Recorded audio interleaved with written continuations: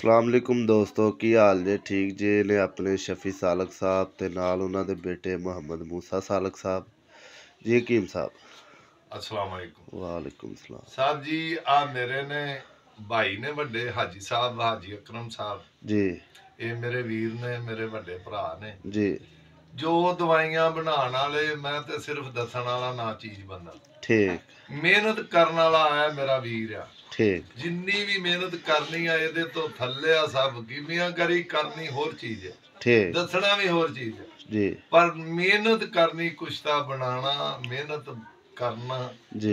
इस हाजी साहब तो इस मेरे वीर तो सब थले आ। ठीक वर्ल्ड दुनिया की मैं गल करना वा मेहनत 12-12 घंटे मैं इस वीर अपने मैं चूल्हे ते बा छड़िया ते परेशानी च नहीं आया। कुछ तो बना के मैनू विखाया भी आलो जी बन गया। ठीक हुण इन्हां ने अपनी जबानी मेरे वीर दसणगे केड़ा दसणगे जी? कुछ तो हीरा करना। अच्छा कुछ तो हीरा हर बंदा ही कहना जी कुछ तो हीरा, पर ये मेरा वीर दसेगा भी कुछ तो हीरा असीं किद्दां करने। ठीक ये हाजी साहब खुद अपनी जुबानी दसणगे जी। आई साहब अस्सलाम वालेकुम जी। वालेकुम सलाम दोस्तों ते भरावो जी। मेरी गल सुनो, हीरा कुश्ता करना, जी 1 किलो छोरा लेना, ठीक 2.5 किलो हड्डियां लैनियां गां दियां ठीक ताजा, ठीक गुट गुट लेने लड़ी नहीं लेनी, अच्छा गुट लेने आ उन्हां नूं कुट के ते बरीक कर लेना, ठीक बरीक करके ते छोरा जिहड़ा कढ़ाई च पा लेना, ठीक कढ़ाई च पा के उन्हूं अग ते रख देना ते छोरे दियां हड्डियां नाल उन्हूं ढक देना।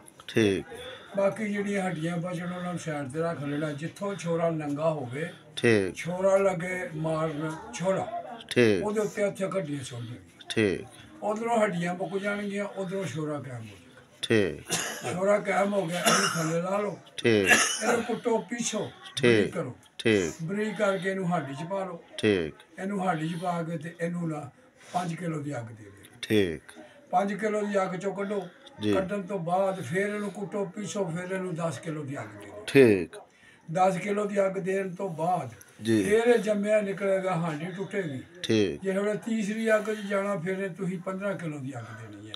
ठीक 15 ਕਿਲੋ ਦੀ ਅੱਗ ਦੇਣੀ ਆ। ਅਗਰ ਛੋਰਾ ਆਪਣੇ ਆਪ ਬਾਹਰ ਆ ਗਿਆ ਠੀਕ। ਹਾਂਡੀ 'ਚੋਂ ਤੇ ਤੁਹਾਡਾ ਛੋਰਾ ਦਰੁਸਤ ਆ, ਠੀਕ। ਨਹੀਂ ਆਇਆ ਇਹਨੂੰ ਅੱਗ ਅਗਲੀ 20 ਕਿਲੋ ਦੀ ਦਿਓ। ठीक ਜੇ ਹੁਣ 20 ਕਿਲੋ ਦੀ ਅੱਗ ਦਿਓਗੇ ਤੁਹਾਡਾ ਛੋਰਾ ਮੱਖਣ ਵਰਗਾ ਬਣ ਕੇ ਪਾਊਡਰ ਬਾਹਰ ਆ ਜਾਏਗਾ। ठीक ਹੁਣ ਇਹਦੇ ਸੈਂਟਰ ਦੇ ਵਿੱਚ ਜੀ। ਜਿੰਨਾ ਮਰਜ਼ੀ ਹੀਰਾ ਰੱਖ ਦਿਓ, ਭਾਵੇਂ ਪੱਕਾ ਹੀਰਾ ਰੱਖ ਦਿਓ। ठीक ਹੀਰਾ ਰੱਖ ਕੇ ਇਹਨੂੰ 6 ਘੰਟੇ ਤੋਂ ਲੈ ਕੇ 7 ਘੰਟੇ 8 ਘੰਟੇ ठीक ਆਮ ਅੱਗ ਦੇਣੀ ਹੈ। ਠੀਕ। ਉਸ ਤੋਂ ਬਾਅਦ ਹੀਰਾ ਤੁਹਾਡਾ ਫੁੱਲਿਆ ਹੋਇਆ ਕੁਸ਼ਤਾ ਨਿਕਲੇਗਾ। ठीक ਇਹ ਮੇਰਾ ਵੀਰ ਥੋੜਾ ਜਿਹਾ ਵਿੱਚੋਂ ਜਦੋਂ ਕਲਮੀ ਛੋਰਾ ਹੀਰਾ ਰੱਖਣਾ ਹੈ ਨਾ, जी ਇਹ ਗੋਡੇ ਦੀ ਹੱਡੀ ਨਹੀਂ ਹੁੰਦੀ, जी जी ਇਹ ਗੋਡੇ ਦੀ ਹੱਡੀ ਥੋੜੀ ਜੀ ਬਰੀਕ ਕਰ ਲੈਣੀ। ਹਾਜੀ ਸਾਹਿਬ ਇੱਥੇ ਸੱਚ ਬੋਲਣਾ, ਮਸਨ ਵੀ ਲਕਾ ਨਹੀਂ ਰੱਖਣਾ। ਅੱਛਾ ਹਾਂਜੀ ਅਸੀਂ ਹੁਣ ਬਸ ਆਖਰੀ ਸਟੇਜ ਤੇ ਪਹੁੰਚੇ ਆ ਹਾਂਜੀ अच्छा ਤੇ ਜਿਹੜਾ ਵੀ ਕਿਸੇ ਦਾ ਫਾਇਦਾ ਹੋਵੇ ਉਹ ਹੀ ਚੰਗਾ।